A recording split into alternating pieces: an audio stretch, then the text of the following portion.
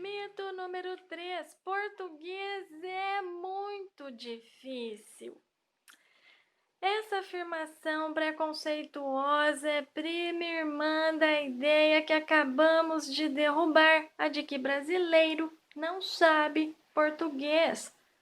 Como nosso ensino da língua sempre se baseou na norma gramatical de Portugal, as regras que aprendemos na escola, em boa parte, não correspondem à língua que realmente falamos e escrevemos no Brasil. Por isso, achamos que português é uma língua difícil, porque temos de decorar conceitos e fixar regras que não significam nada para nós. No dia em que nosso ensino de português se concentrar no uso real, vivo e verdadeiro da língua portuguesa do Brasil, é bem provável que ninguém mais continue a repetir essa bobagem. Todo falante nativo de uma língua sabe essa língua. Saber uma língua no sentido científico do verbo saber significa conhecer intuitivamente e empregar com naturalidade as regras básicas de funcionamento dela. Está provado e comprovado que uma criança entre os 3 e 4 anos de idade já domina perfeitamente as regras gramaticais de sua língua. O que ela não conhece são sutilezas, sofisticações e irregularidades no uso dessas regras, coisas que só a leitura e o estudo podem lhe dar. Mas nenhuma criança brasileira dessa idade vai dizer, por exemplo, uma meninos chegou aqui amanhã. Um estrangeiro, porém, que esteja começando a aprender português poderá se confundir e falar assim. Por isso, aquela piadinha que muita gente solta quando vê uma criancinha estrangeira falando tão pequeno e já fala tão bem inglês ou outra língua.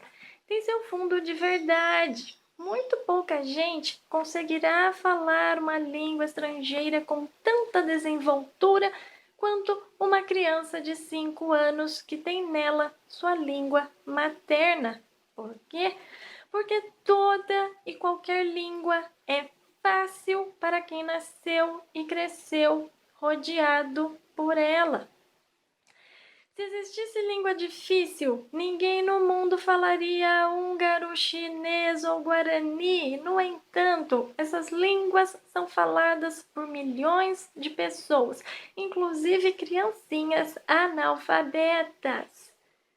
Se tanta gente continua a repetir que português é difícil, é porque o ensino tradicional da língua no Brasil não leva em conta o uso brasileiro do português. Um caso típico é o da regência verbal. O professor pode mandar o aluno copiar 500.000 vezes a frase "assistir ao filme". Quando esse mesmo aluno puser o pé fora da sala de aula, ele vai dizer ao colega: "Ainda não assisti o filme do Zorro". Porque a gramática brasileira não sente a necessidade daquela preposição a, que era exigida na norma clássica literária 100 anos atrás e que ainda está em vigor no português falado em Portugal, a 10.000 quilômetros daqui. É um esforço árduo e inútil, um verdadeiro trabalho de Sísifo, tentar impor uma regra que não encontra justificativa na gramática intuitiva do falante. A prova mais visível disso é que aquelas mesmas pessoas que, por causa da pressão policialesca da escola e da gramática tradicional, usam a preposição a depois do verbo assistir, Também dizem que o jogo foi assistido por 20.000 pessoas. Ora, se o verbo assistir pede uma preposição, é porque ele não é transitivo direto. E só os verbos transitivos diretos podem, segundo as gramáticas, assumir a voz passiva. Desse modo, quem diz assistir ao jogo não poderia, teoricamente, dizer o jogo foi assistido. Só que essa esquizofrenia gramatical acontece o tempo todo. Basta ler jornais como a Folha de São Paulo e o Estado de São Paulo, cujos manuais de redação decretam que o verbo assistir tem que vir obrigatoriamente seguido da preposição a. Na voz ativa, a preposição aparece. 20.000 pagantes assistiram ao jogo, porque assim manda o manual da redação. Mas na hora de usar a voz passiva, a gramática intuitiva brasileira do redator se manifesta e a gente encontra milhares de exemplos do tipo: o jogo foi assistido por 20.000 pagantes. Essas pessoas então ficam em cima do muro, acertam na voz ativa por causa do patrulhamento linguístico, mas erram na passiva, porque se deixam levar pelo uso normal do português brasileiro. Tudo isso por causa da cobrança indevida por parte do ensino tradicional, de uma norma gramatical que não corresponde à realidade da língua falada no Brasil. O professor Cirio Pocenti, da Unicamp, em seu excelente livro Por que não? Ensinar Gramática na Escola, classifica a regência assistir a como um arcaísmo, uma forma sintática que já caiu em desuso, mas continua sendo cobrada injustificadamente pelo ensino tradicionalista, que se recusa a admitir a extinção desse e de muitos outros dinossauros linguísticos. Por isso, tantas pessoas terminam seus estudos depois de 11 anos de ensino fundamental e médio, sentindo-se incompetentes para redigir o que quer que seja. E não é à toa. Se durante todos esses anos os professores tivessem chamado a atenção dos alunos para o que é realmente interessante e importante, se tivessem desenvolvido as habilidades de expressão dos alunos, em vez de entupir suas aulas com regras ilógicas e nomenclaturas incoerentes, as pessoas sentiriam muito mais confiança e prazer no momento de usar os recursos de seu idioma, que afinal é um instrumento maravilhoso e pertence a todos. Falaremos disso na terceira parte deste livro. Se tantas pessoas inteligentes e cultas continuam achando que não sabem português ou que português é muito difícil, é porque esta disciplina fascinante foi transformada numa ciência esotérica, numa doutrina cabalística que somente alguns iluminados, os gramáticos tradicionalistas, conseguem dominar completamente. Eles continuam insistindo em nos fazer decorar coisas que ninguém mais usa, fósseis gramaticais, e a nos convencer de que só eles podem salvar a língua portuguesa da decadência e da corrupção. Hoje em dia, aliás, alguns deles estão até fazendo sucesso na televisão, no rádio e em outros meios de comunicação, transformando essa suposta dificuldade do português num produto com boa saída comercial.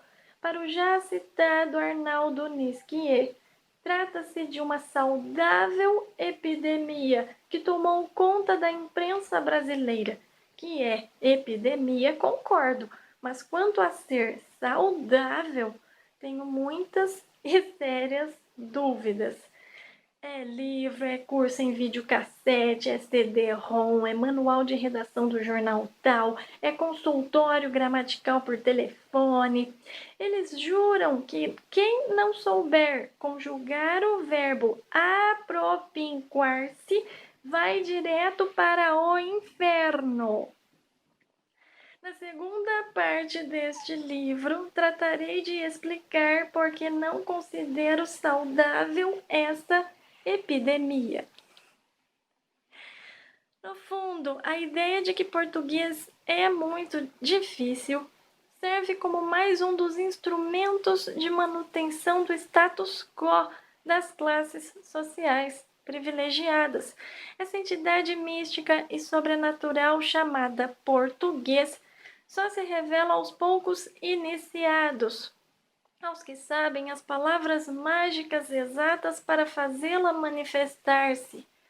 Tal como na Índia antiga, o conhecimento da gramática é reservado a uma casta sacerdotal encarregada de preservá-la pura e intacta, longe do contato infeccioso dos párias. A propaganda da suposta dificuldade da língua é, como diz Guinness no livro já citado, o arame farpado mais poderoso para bloquear o acesso ao poder, página 6. Sustentar que português é muito difícil é cavar uma profunda trincheira entre os poucos que sabem a língua e a massa enorme de asnos, termo usado por Luiz Antônio Sacconi em seu livro Não Erre Mais, que necessitam assim do auxílio indispensável daqueles mestres para saltar com segurança por sobre o abismo da ignorância. Em termos mais brandos, a embalagem do CD-ROM Nossa Língua Portuguesa oferece o produto como uma ajuda a evitar as armadilhas da língua.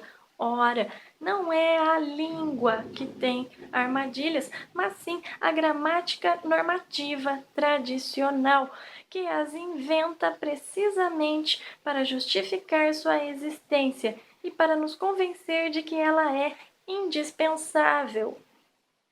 Não seria hora de acionar a Lei de Defesa do Consumidor contra essa reserva de mercado?